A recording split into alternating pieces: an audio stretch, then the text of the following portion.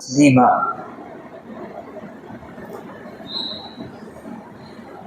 میرے نہایت واجب الاحترام قابل احترام دوستوں، بزرگوں، نوجوان ساتھیوں، آج محرم الحرام کی 29ویں تاریخ ہے، سن 1447 ہجری مطابق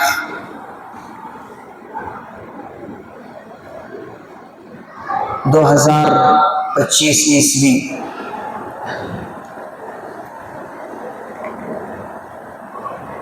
اللہ تعالیٰ سے دعا ہے کہ اللہ تعالیٰ آج کی مجلس میں جو باتیں ہمارے سامنے آئے ہمیں اس پر عمل کرنے کی توفیق نصیب فرمائے۔ آج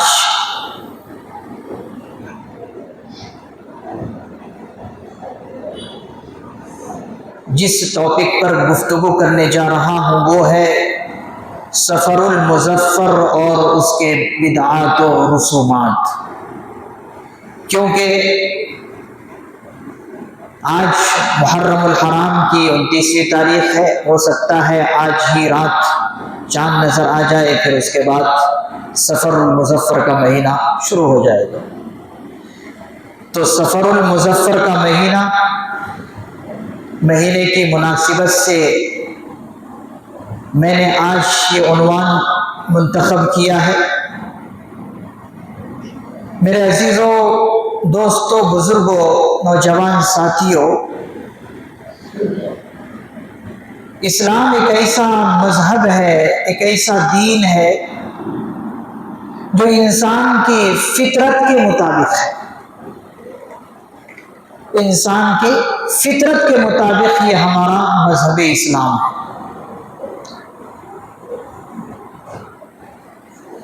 اور اللہ تعالیٰ نے اسی فطرت کا تقاضا رکھتے ہوئے قرآن کریم میں فرمایا وَمَن يَبْتَغِ غَيْرَ الْإِسْلَامِ دِينًا فَلَن يُقْبَلَ مِنْهُ۔ سورہ آل عمران کی آیت ہے، اللہ رب العزت ارشاد فرماتے ہیں کہ جو شخص اس دین مذہب کے علاوہ کوئی اور دین تلاش کرے گا تو اس سے ہرگز وہ دین قبول نہیں کیا جائے۔ فَلَن يُقْبَلَ مِنْهُ وَهُوَ فِي الْآخِرَةِ مِنَ الْخَاسِرِينَ۔ اور ساتھ ہی ساتھ اللہ نے ارشاد فرمایا کہ وہ گھاٹے اور نقصان اٹھانے والوں میں سے ہوگا۔ یہ جو مذہب اسلام ہے، اس کی تعلیمات روز روشن کی طرح عیاں ہیں۔ آفتاب یعنی سورج اور چاند سے زیادہ واضح اور روشن اسلامی تعلیمات ہیں۔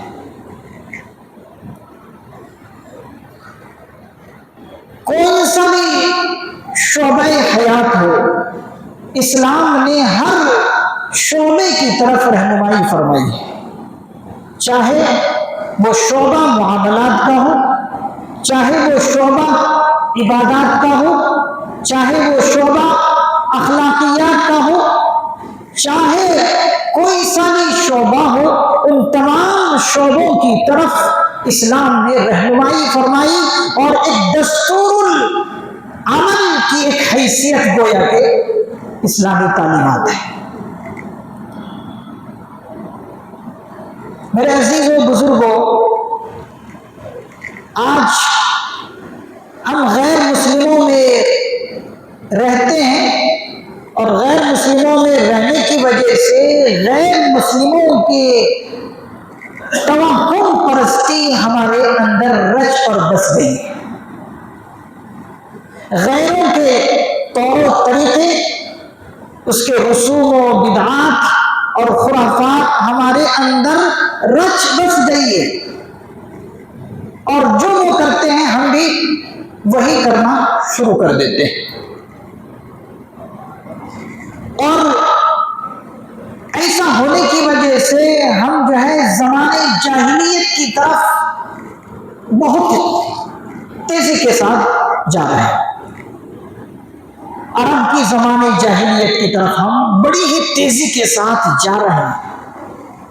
جس جاہلیت کو اور جس تاریکیوں کو، جن اندھیریوں کو اللہ کے پیغمبر صلی اللہ علیہ وسلم نے ختم کیا تھا، ہم پھر بڑی تیزی کے ساتھ انہیں زمانے جاہلیت کی طرف دوڑ رہے ہیں۔ اور اس کے تازہ مثال ہمارے سامنے سفر المظفر کے مہینے میں دیکھنے میں آتا ہے۔ سفر المظفر کے مہینے کو نہ جانے لوگ کیسے کیسے القاب سے یاد کرتے ہیں۔ سفر المظفر کے مہینے کو لوگ نعوذ باللہ من ذالک نحوست کے مہینے سے تعبیر کرتے ہیں کہ سفر المظفر کا مہینہ کیا ہے؟ نحوست والا مہینہ ہے۔ یہ کتنی بڑی جرات اور کتنی بڑی بہادری کی کام یہ کر رہے ہیں کہ سفر کے مہینے کو نحوست والا مہینہ کہہ رہے ہیں۔ اور اللہ رب العزت نے حدیث قدسی کے اندر کیا فرمایا؟ قال النبی صلی اللہ علیہ وسلم قال اللہ تبارک و تعالی یوزی ابن آدم یسب الدہر وانا الدہر۔ اللہ رب العزت حدیث قدسی میں فرماتے ہیں کہ آدم کے بیٹے مجھے تکلیف دیتے ہیں۔ یوزینی ابن آدم، آدم کے بیٹے مجھے تکلیف دے رہے ہیں، وہ اس اعتبار سے کہ وہ زمانے کو برا کہتے ہیں، یسب الدہر، وہ زمانے کو برا کہہ رہے ہیں۔ وَأَنَا الدَّهْرُ، جبکہ زمانہ میں خود ہوں۔ کیا فرما رہے اللہ رب العزت؟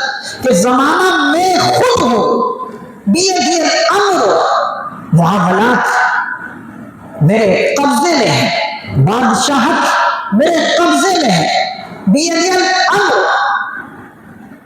معاملات، بادشاہت، حکومت، سلطنت، قوت، طاقت، یہ سب کچھ میرے قبضے میں ہے۔ اور آگے اللہ رب العزت نے ارشاد فرمایا اقلب اللیل والنہار، میں ہی دن اور رات کو بدلتا رہتا ہوں، دن اور رات کو میں بدلتا رہتا ہوں۔ یعنی اللہ رب العزت فرما رہے دن اور رات میں لاتا ہوں، مہینے میں لاتا ہوں، اوقات کو میں لاتا ہوں، سورج کو میں لاتا ہوں، چاند کو میں لاتا ہوں، یہ سب کی سب میرے قدرت میں ہے۔ تو گویا کہ اے ابن آدم، تم کسی اور کو برا بھلا نہیں کہہ رہے، مجھے تم برا بھلا کہہ رہے ہو، مجھے تم گالی دے رہے ہو۔ یہ جرأت کی بات ہوئی کہ نہیں؟ یہ اللہ کی شان میں گستاخی ہوئی کہ نہیں؟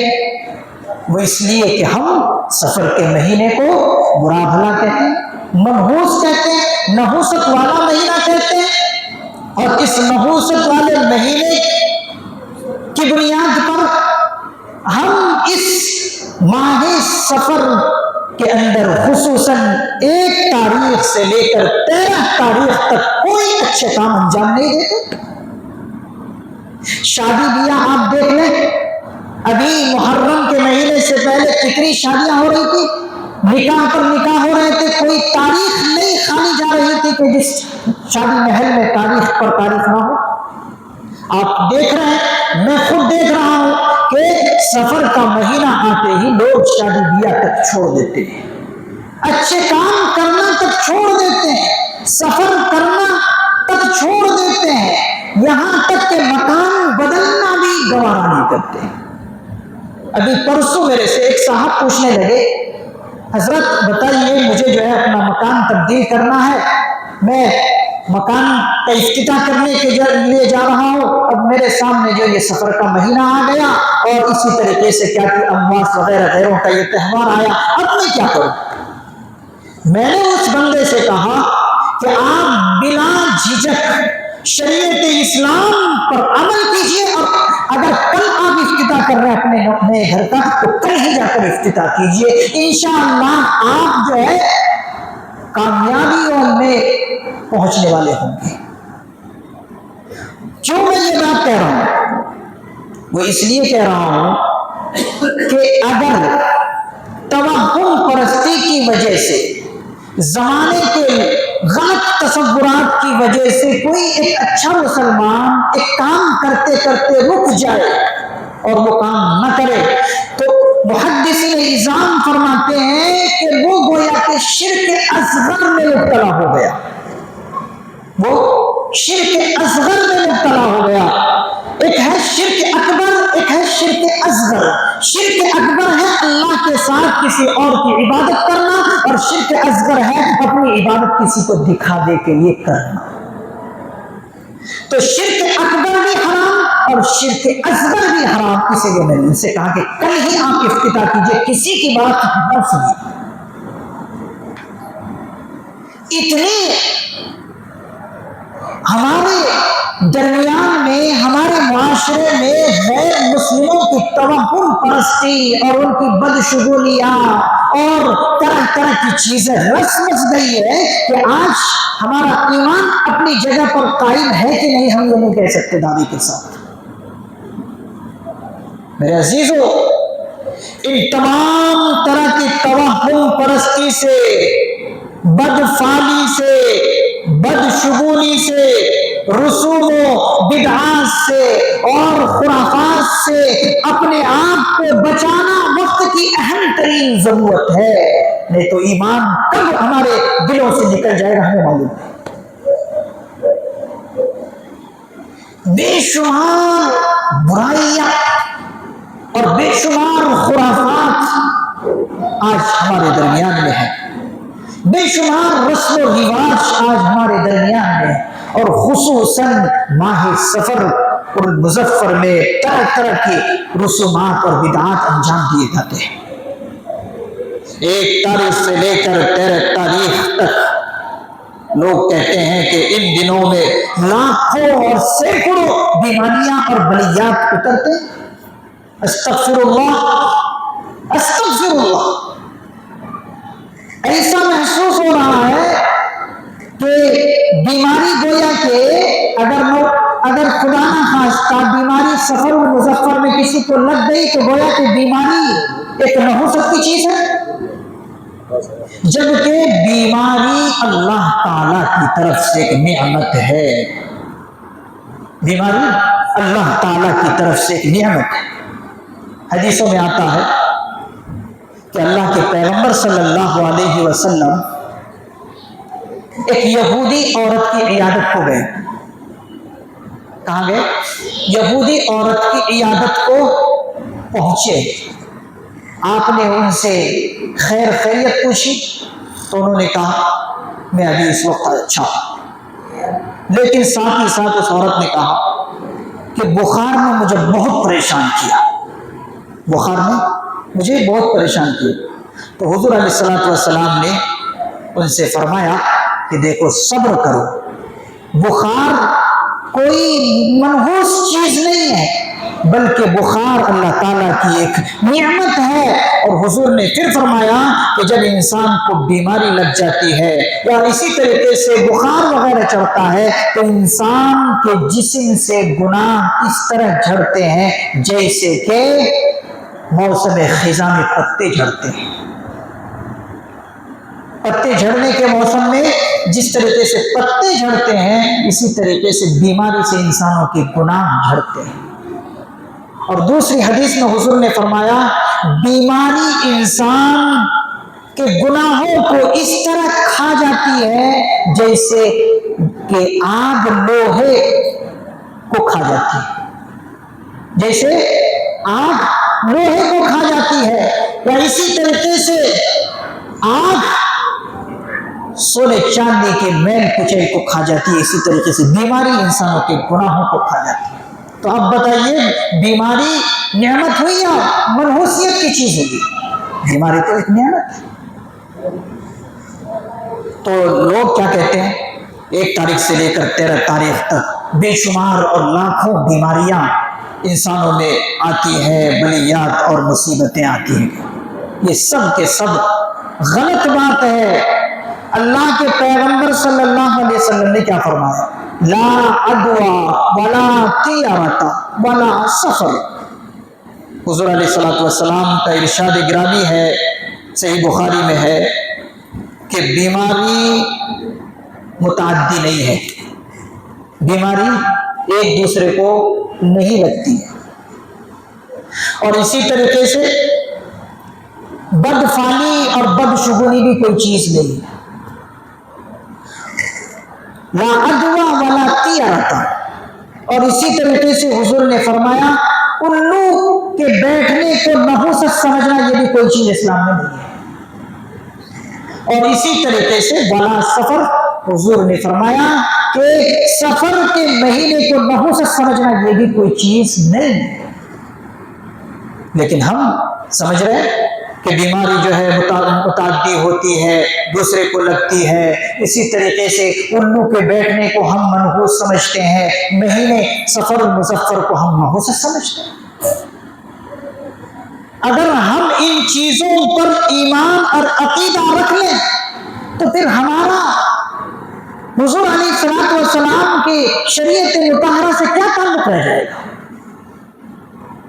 حضور نے تو یہاں تک فرمایا کہ اگر لوگوں کا عقیدہ ان چیزوں پر ایسا ہی بن جائے تو پھر سمجھو کہ وہ میری لائی ہوئی کتاب پر اس کا ایمان ہی نہیں ہے، وہ ایمان سے خارج ہے۔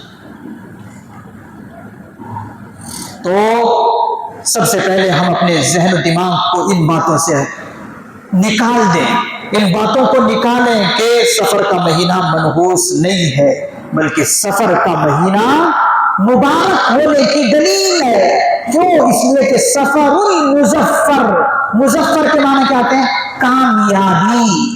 تو سفر کا مہینہ بھی سفر ہے، سفر کیا ہے؟ بھی ظفر ہے، سفر کا مہینہ کامیابی ہے۔ اور اگر اس کے اندر منحوسیت ہوتی یا نحوست کی کوئی بات ہوتی سفر کے مہینے میں تو آپ تاریخ کو پڑھیے، تاریخی کتابوں میں یہ بات لکھی ہوئی ہے کہ حضور علیہ الصلوۃ والسلام نے سن 4 ہجری میں، سفر کا مہینہ چل رہا تھا، سن 4 ہجری چل رہے تھے، آقا علیہ الصلوۃ والسلام نے ام المؤمنین حضرت زینب بنت خزیمہ رضی اللہ عنہا سے نکاح فرمایا ہے۔ حضرت ام المؤمنین زینب بنت خزیمہ حضور علیہ الصلوۃ والسلام کی اہلیہ محترمہ ہے اور ہم سب کی ماں ہے، ان سے حضور نے ماہ سفر المظفر میں نکاح فرمایا، سن 4 ہجری کا موقع چل رہا تھا۔ اسی طریقے سے سن 7 ہجری میں حضور علیہ الصلوۃ والسلام نے حضرت صفیہ رضی اللہ عنہا جو ام المؤمنین ہے ان سے نکاح فرمایا، اور وہ مہینہ بھی سفر المظفر کا مہینہ۔ تو دیکھیے اگر منحوس والا مہینہ ہوتا تو کیوں حضور علیہ الصلوۃ والسلام نکاح فرماتے؟ تو یہ سراسر غلط باتیں ہیں جو آج ہمارے ذہن دماغ میں بیٹھی ہوئی۔ ایسے تمام باتوں کو اپنے ذہن و دماغ سے نکالیے، اور 13ویں تاریخ کو خصوصاً 13 تیزی کے نام سے جانتے ہیں۔ سفر المظفر کی 13ویں تاریخ کو کس نام سے جانتے ہیں لوگ؟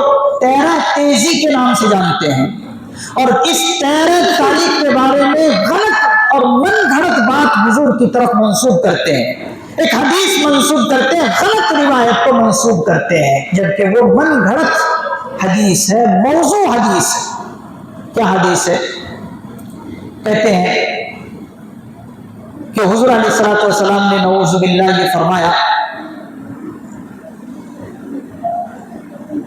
من بشرتہ بخروج سفر، کہ جو شخص مجھے سفر کے مہینے کے نکلنے کی بشارت دے، کیا کہہ رہے ہیں کہ جو کوئی شخص مجھے سفر کے مہینے کو نکلنے کی بشارت دے، بشرتہ بالجنہ، میں اس کو جنت کی بشارت دیتا۔ یہ من گھڑت حدیث حضور کی طرف منسوب کرتے ہیں اور کہتے ہیں کہ 13ویں تاریخ میں حضور علیہ الصلوۃ والسلام بیماری سے شفا پائے ہیں، جبکہ روایات بتاتی ہے کہ 13 تاریخ سے آپ کی بیماری اور ابتدا ہوئی گیا کہ 13ویں تاریخ سے سفر المظفر کی 13ویں تاریخ سے بیمار کی ابتدا ہوئی. اور یہ توہم پرست لوگ کیا کہتے ہیں کہ کہتے ہیں کہ 1 تاریخ سے لے کر 13 تاریخ تک آپ بیمار تھے, 13ویں تاریخ کو آپ شفایاب ہوئے اور آپ نے اس دن غسل فرمایا, اور غسل فرمانے کے بعد گویا کہ آپ وہ لوگ کہتے ہیں کہ حضور علیہ الصلوۃ والسلام خوشی کا دن منایا. اس بات کو آج یہ توہم پرست لوگ, غیروں سے اس قسم کی باتیں لینے والے لوگ کہتے ہیں کہ 13ویں تاریخ کو خوشی کا دن منایا جائے اور پارکوں میں جایا جائے, اور خصوصاً عورتوں کے اندر یہ باتیں پائی جا رہی ہے کہ بن سور کر 13ویں تاریخ کو پارکوں میں جاتے ہیں اور عید کا دن گویا کہ مناتے ہیں. اس حدیث کے بارے میں حضرت علامہ ملا علی قاری رحمۃ اللہ علیہ ایک بہت بڑے محدث گزرے, اور اسی طریقے سے علامہ شوکانی رحمۃ اللہ علیہ یہ بھی ایک بہت بڑے محدث گزرے ہیں. اس حدیث کے بارے میں فرماتے ہیں لا اصل, اس کی کوئی اصل نہیں ہے. تو گویا کہ کیا معلوم ہوا, یہ حدیث من گھڑت ہے, یہ بدعتوں کی طرف سے یہ حدیث بنائی گئی ہے. نعوذ باللہ من ذالک. ایک بات کو اللہ کے پیارے حبیب صلی اللہ علیہ وسلم کی طرف منسوب کرنا جو کہ سراسر غلط ہو, محدثین نظام فرماتے ہیں, فقہاء کرام فرماتے ہیں یہ ایک سنگین جرم ہے, اور یہ سنگینی اس شخص کو کفر تک لے جاتی ہے. تو یہ ساری باتیں آنے کے باوجود کیا ہم سفر المظفر کے مہینے کو منحوس سمجھیں گے؟ آئندہ انشاءاللہ کہیے نہیں سمجھیں گے. سفر المظفر کے مہینے میں ہر وہ کام کریں گے جو ہر مہینے میں ہم کرتے تھے, اس لیے کہ کوئی مہینہ, کوئی سال, کوئی دن, کوئی وقت منحوس نہیں ہے, بلکہ میں یہ کہتا ہوں نحوست کا معیار اور بنیاد اس شخص کا خود جو ہے عمل ہے. نحوست کا معیار اور بنیاد خود اس شخص کے برے اعمال ہے جو اس کو غلط راہ کی طرف لے جا رہا ہے. آپ کوئی سے بھی وقت میں آپ اچھا کام کر لیجئے, وہ اچھا وقت اور وہ اچھا کام آپ کے لیے باعث خیر ہے,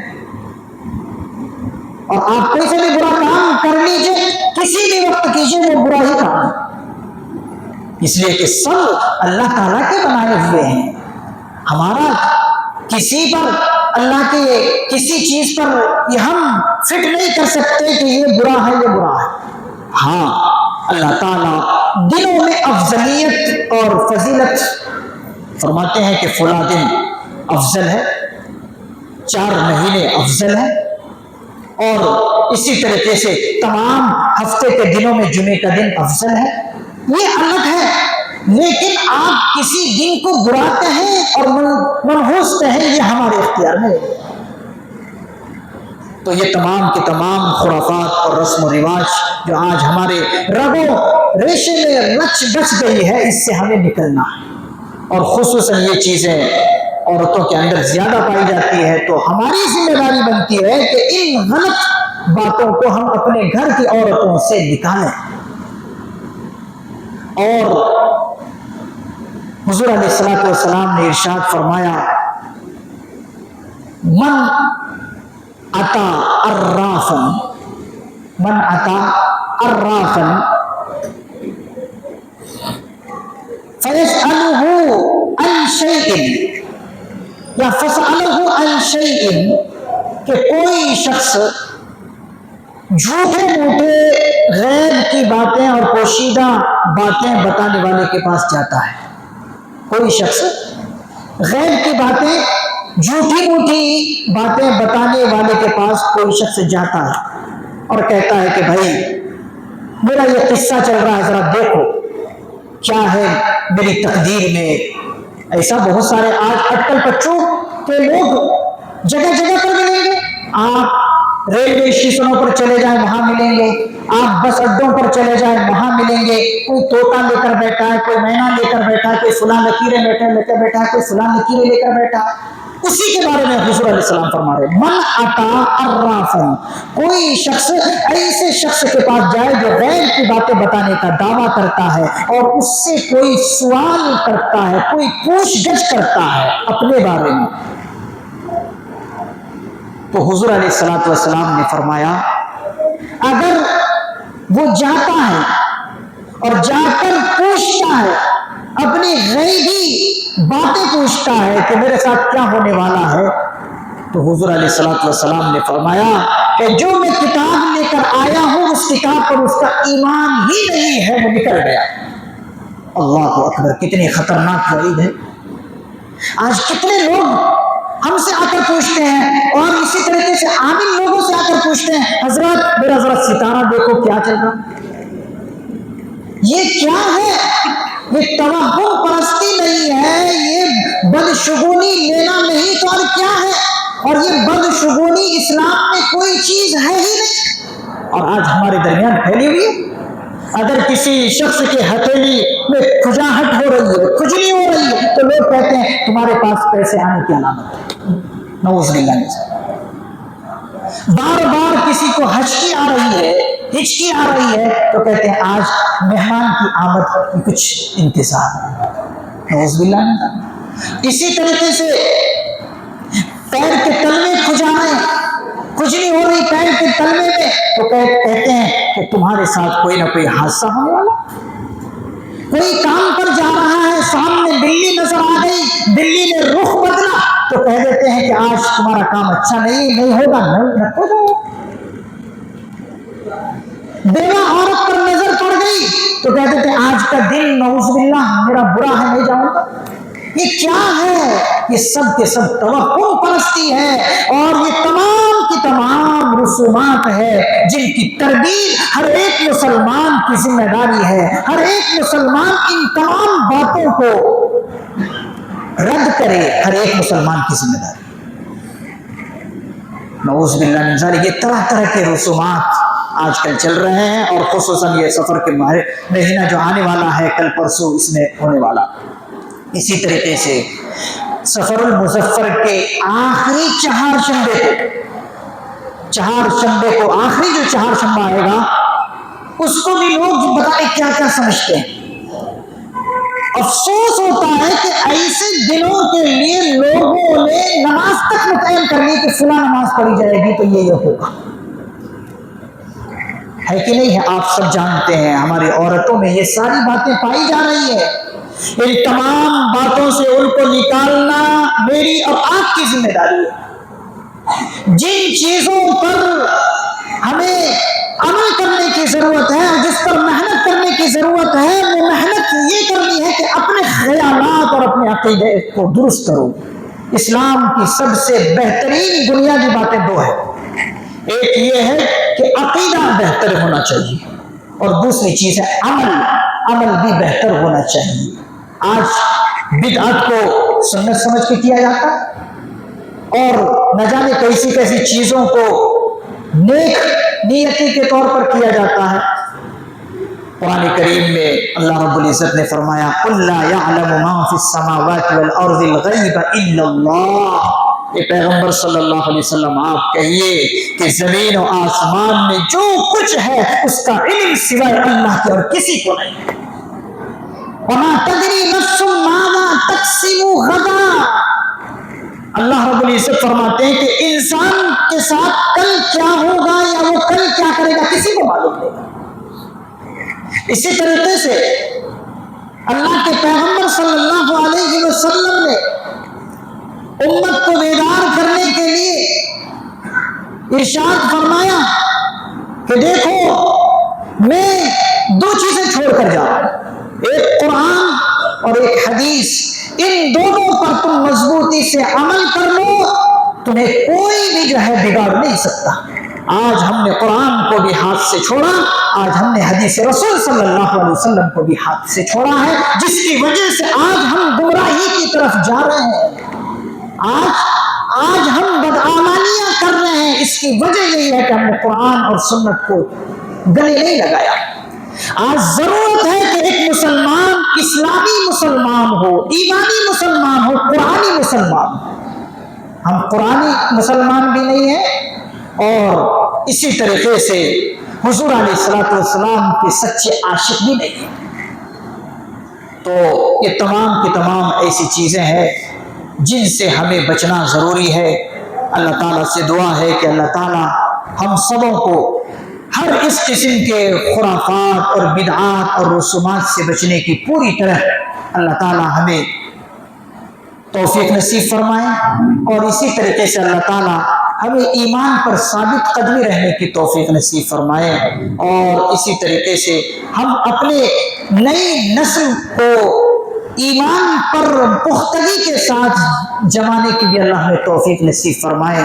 میرے عزیزو، حضور علیہ الصلوۃ والسلام نے فرمایا آخری دور ایسا آئے گا کہ انسان جو ہے ایمان سے نکل جائے گا، اس کو معلوم بھی نہیں چلے گا۔ اور حضور نے یہاں تک فرمایا کہ یہ میاں بیوی آپس میں زندگی بھر ملتے رہیں گے، کب کی اس نے کوئی جملہ بولا ہوگا وہ ایمان سے نکل جائے گا، لیکن زندگی بھر اپنی بیویوں سے ملتے رہیں گے۔ تو گویا کہ حضور نے فرمایا وہ زندگی بھر زانی ہوگا، اپنی بیوی سے زنا کرے گا۔ اب علماء فرماتے ہیں کہ اپنی بیوی سے زنا کرنے کا مطلب کیا ہے؟ تو علماء اکرام مفتیان اعظام فرماتے ہیں اپنی بیوی سے زنا کرنے کا مطلب یہ ہے کہ کسی موقع پر میاں بیوی میں تنازع پیدا ہوا، جھگڑا ہوا، کچھ آپس میں تیزی کی باتیں ہوئی، ایک نے یا شوہر نے ایسا جملہ کہا کنایے کے طور پر جو کہ طلاق میں شامل ہوتے ہیں، وہ جملے طلاق میں شامل ہوتے ہیں، وہ جملہ کہا اور اس کو معلوم بھی نہیں چلا، اسی وقت وہ ایمان سے نکل گیا، اور اب جب ایمان سے نکل گیا، اب جب ایمان سے نکلنے کے بعد اب زندگی پر جو اپنی بیوی سے وہ ملا ہے وہ زانی ہونے کی صورت میں ملا۔ تو کیا ضرورت ہے؟ آج ضرورت ہے کہ ہم نکاح کے مسائل بھی کچھ سیکھیں۔ افسوس یہ ہوتا ہے کہ ہم جو کچھ کام کرتے ہیں اس کا ہمیں علم ہے، نالج ہے۔ کوئی بزنس مین ہے تو بزنس کے نالج ہے، کوئی اگر کاروبار کر رہا ہے کسی دوسری چیز کا تو اس کے بارے میں اسے علم ہے، کوئی میکینک کا کام کرتا ہے تو میکینک کے بارے میں پورے پرزوں کے بارے میں اسے علم ہے، لیکن ہم نے دین کو اتنا لنگڑا اور لوڑا سمجھا کہ ہم نے اس کے علم کو سیکھنا گوارا نہیں کیا۔ تو میرے عزیزو، اپنے آپ پر رحم کھائیے اور اپنے نسلوں پر رحم کھائیے۔ اللہ تعالیٰ سے دعا اللہ تعالیٰ ہمیں عمل کی توفیق نصیب فرمائے۔ وآخر دعوانا الحمدللہ رب العالمین۔